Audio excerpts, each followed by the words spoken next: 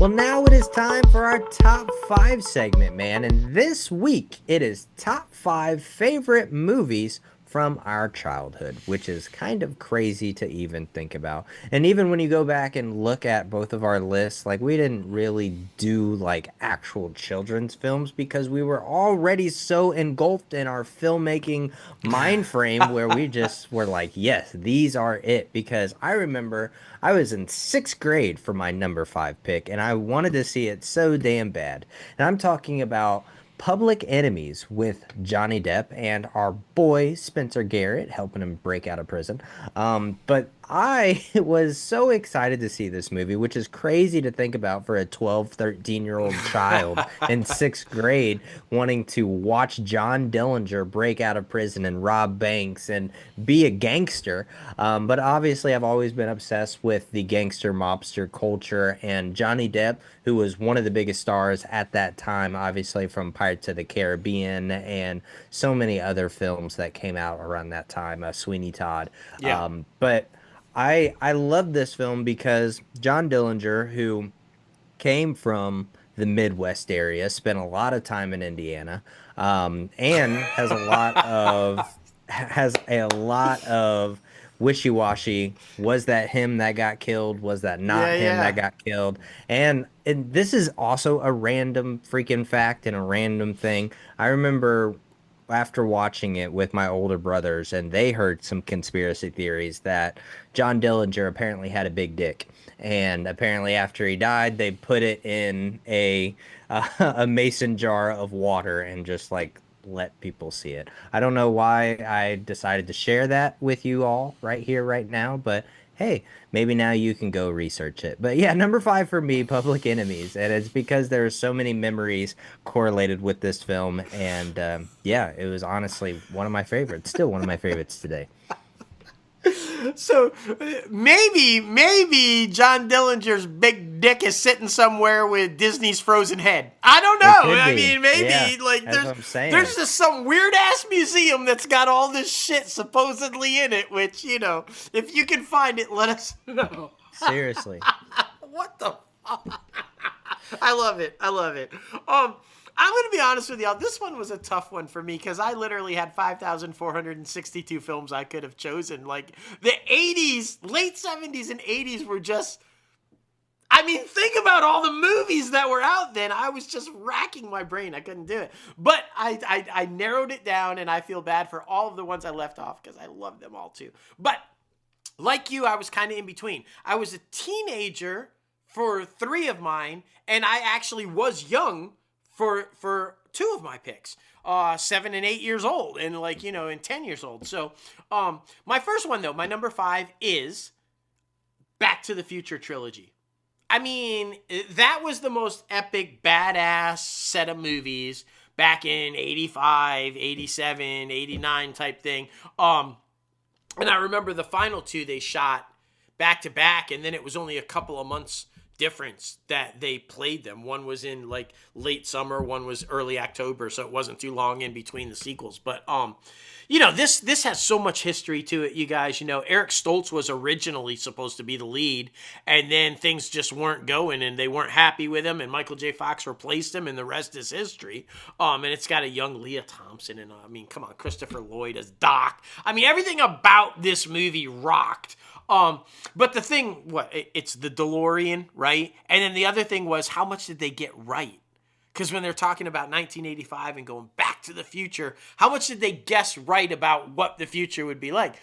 They had hoverboards. They got that one right. They had a couple of things that they were spot on actually did happen, and then others that were just like not even close. But that made it fun. That made the whole thing. But for me as a kid watching this stuff as a teenager, it was Marty. Marty was like, Michael J. Fox, he was everybody's teenager, right? That's who everybody wanted to be. If you didn't want to be Alex P. Keaton, you wanted to be Marty. And both were Michael J. Fox, so he had you covered in the 80s. I loved this film. I liked that it was set in the 50s. I liked that it was set in the current time of the 80s. I liked that we went back to the 1800s. That was a really interesting twist to go back to the Old West. Just everything about it. It was really original and creative, and the casting was brilliant. And yeah, Back to the Future trilogy. If you haven't seen it, what? I don't even know what to say if you haven't seen it. But check it out. You'll love it. No big dicks in any jars, though. Not that I'm aware of. Biff, Not that you're maybe. aware of. Maybe Biff. I don't know. If there was one that would do it, it was probably Biff, but I don't know. Just. Yeah, no, you know.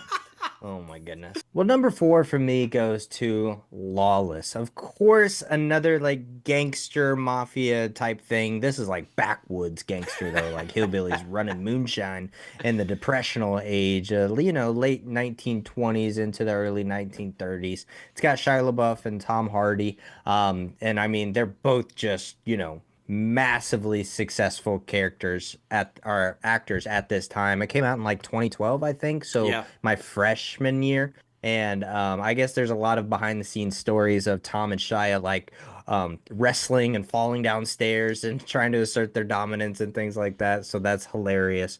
But Lawless, I think, is a fun movie to watch because it's built off of family who is trying to just move past what they're doing. I guess you could, or like move past like old habits that die young Yeah. type thing. So I always enjoy watching this film because, everybody's just trying to grow and better their life. And this is kind of what the main protagonist was trying to do in this film.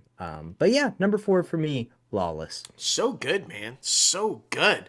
Yeah, I love your gangster theme throughout. You're consistent with, you can tell just like right where you go, and I love that. Always. My number four is another trilogy because I couldn't possibly pick one out of this. I was a wee youngin when these came out. I'm not. I hate to admit that I'm that old, but it's true. I wasn't even 10 yet. I'm talking about, of course, Star Wars. Episode 4, which we found out a gazillion years later that it was actually 4 in the 9. We thought, hey, it's just Star Wars, but we Yeah. learned. And then it was renamed Star Wars A New Hope when it became Episode 4. It was just Star Wars when it came out. But of course, I mean this game changer. When you're a young kid and you're seeing this stuff go down, you're terrified of Darth Vader. You're not quite sure about Chewbacca. You want to like him, but you're probably scared as hell of him too.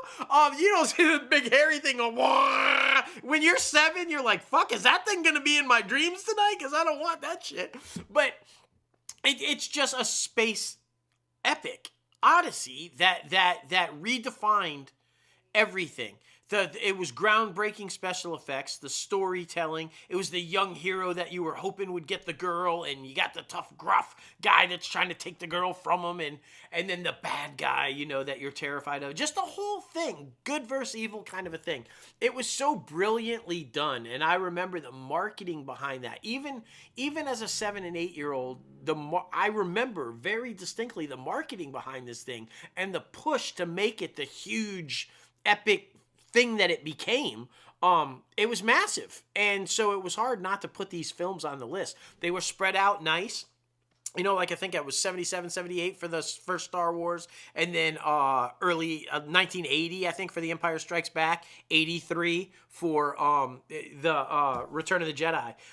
So I basically was between 7 and 8 to 13, which is an interesting growth period for those 3 movies, because a 13-year-old's way different than a 7-year-old, right? So it's like even how I viewed these things was different by the time we got to the third one. So it was a very entertaining little trilogy for me to kind of grow up with, and they're always a favorite. I consistently go back and watch all 9 of them, and now that you see how they play out, and it's always, I love it. And come on. Come on, as a young guy, I mean, Leia in the bikini.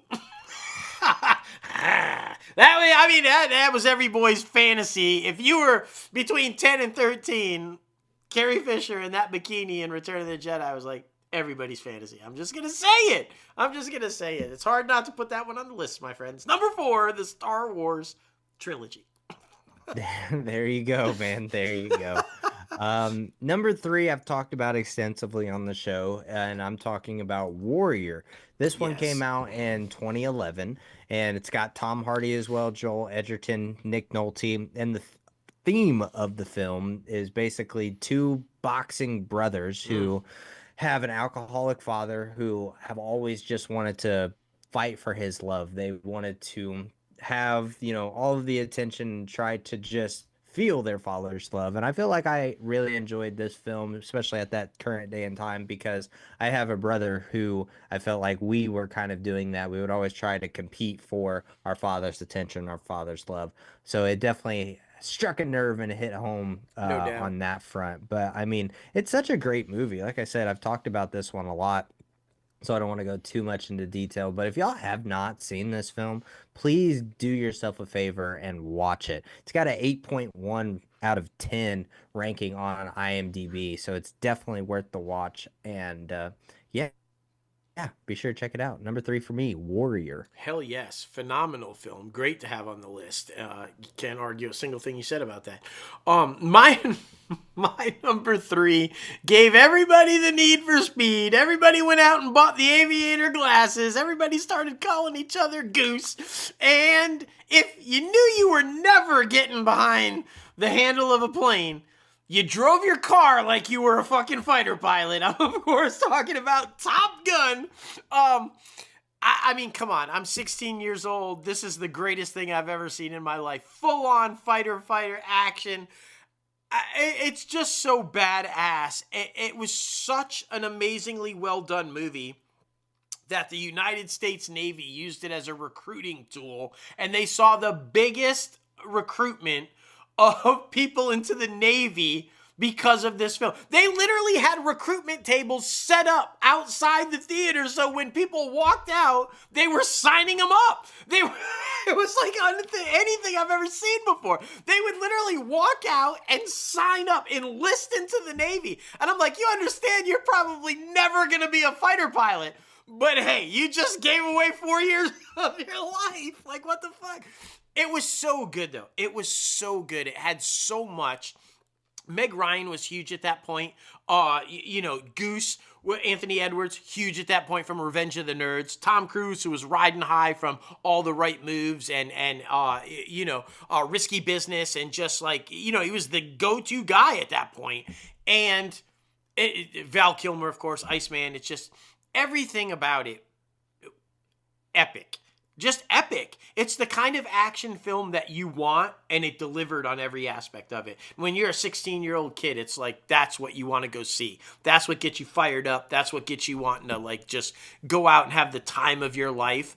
Like, I felt like everybody wanted to be Maverick because he just didn't give a shit. He was responsible and great, but he did what he wanted to do and was reckless, and I feel like it set the tone for so many teenagers in that era. It's like, that's who I'm going to be. I'm going to be reckless. I'm going to fucking fly inverted, and I'm going to do crazy shit. And it's all going to work out. And it also saw a huge increase in karaoke for You Never Close Your Eyes. Everybody started singing that shit because that was an epic scene in the movie. And as you guys know, obviously, I mean, Top Gun Maverick, nailed it. Came right up and followed up on this one. But that one doesn't happen without the original, the OG right here. My number three, Top Gun. Like, just epic. Just epic. Can't do anything about it. Definitely is, man. Definitely is. Felt the need for speed all through the 80s. That's for sure. Number two for me goes to Moneyball, also released in 2011. Yes. And of course, Brad Pitt being one of my favorite actors. Jonah Hill is also in this thing, a young Jonah Hill, where we start to see more of his dramatic chops. Because if you guys don't remember, Jonah Hill came on the scene being very much in the comedy space. But I think Moneyball was one of the first films that really started to show his range that he had and being able to be a dramatic actor.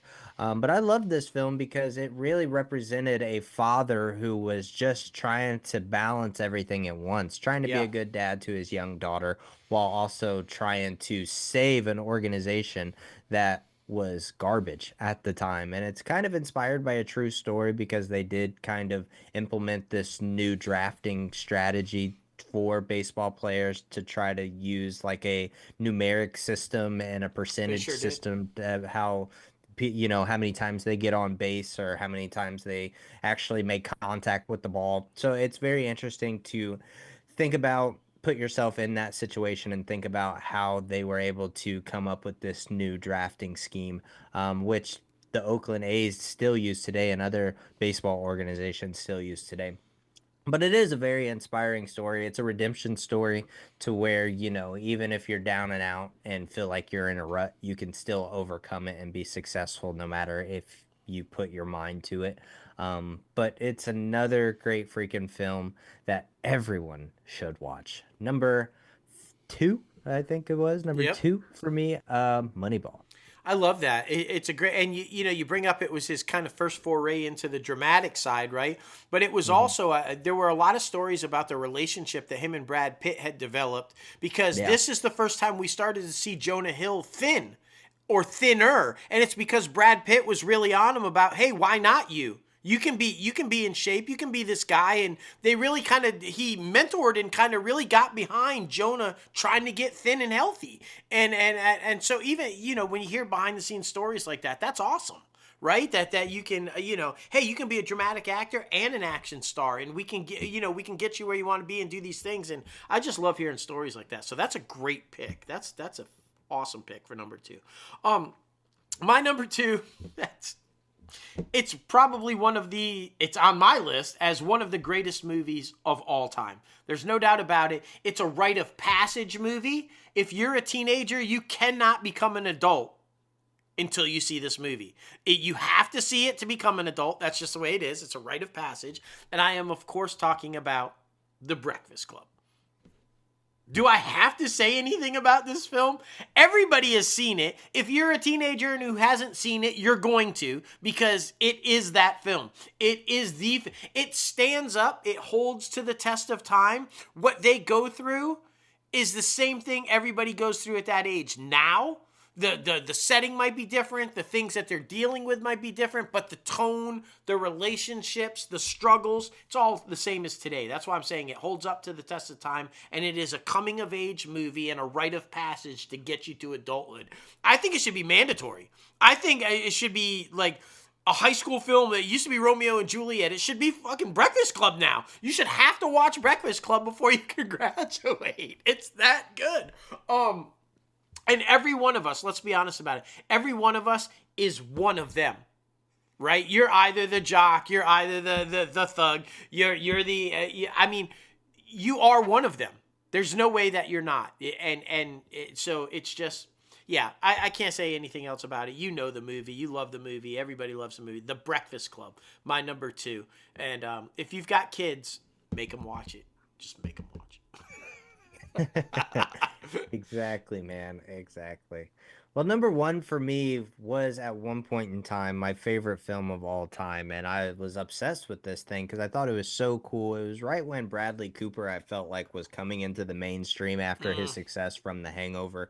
And I'm talking about Limitless in 2011. 2011 apparently was a big year for me in movies. yeah. And I thought this was awesome too because it reteamed Silver Linings Playbook with alum with Robert De Niro because Robert De Niro and Bradley Cooper were in that film as well. This film has a very interesting premise because we all know that humans in general can only access a percentage of their brain capability, but this film explores the idea of being able to completely open up that access and have limitless possibilities for your brain function. And it's always very interesting to see, but it also is like it's a, it's an addicting story that it's a beautiful addiction, but you can tell that sometimes beautiful addictions turn into bad addictions. Yeah. And that's kind of what this film tries to portray. But yeah, it's so super entertaining. I never watched the television series though, to be Yeah, honest, it which is, sucked. but the film is where it's at. So if you haven't seen the film, please be sure to do so. My number one goes to Limitless. Oh, without doubt. Phenomenal film, groundbreaking in the sense that it was unlike anything before told. The story was very unique and interesting, and obviously, like you said, Bradley Cooper just killing it. But yeah, they had Bradley Cooper make a couple of appearances on the show to try to help sell it, but it just was Yeah, not good. They should have never even tried that. Just it was a magical movie that you should not have touched. Clear example of one of those things. Just don't touch it. Leave it alone. right. My number one. should come as no surprise to anybody who listens to this show or knows me or anything. I was 8 years old. I talk about this all the time, so I don't even have to go in depth in it. Superman the movie / Superman 2, because in my eyes, it's really just all one big film as it was meant to be.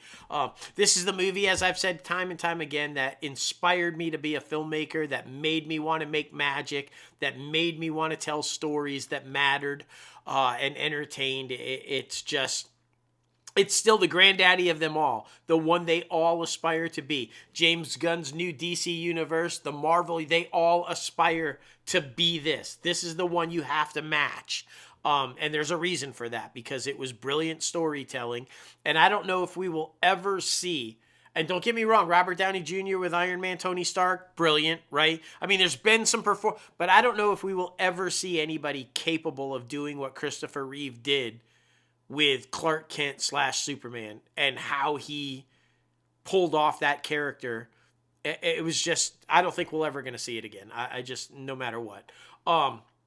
Yeah, just brilliant. And the late, great Gene Hackman, of course, was Lex Luthor in this film and this film series. And I don't think it would have been the same without him. And I wasn't even a huge fan of his version of Lex Luthor, but I just don't think these films work without him. So, yeah, my number one, Superman the movie / Superman 2. And the only thing I would follow that up with is, if you haven't seen the Richard Donner cut of Superman 2, make sure that's the one you watch, because that's the legit continuation of Superman the movie and the way it was meant to be told. So, yeah, check those out. For sure, man, for sure. Well, we want to know, what is your favorite movie from your childhood? Give us a list. Please be sure to comment Yeah. below down in the comments section. Add us on Twitter, X Threads, all the good places, because we love the fan interaction, and this is a fun one. That's for sure. Oh, yeah.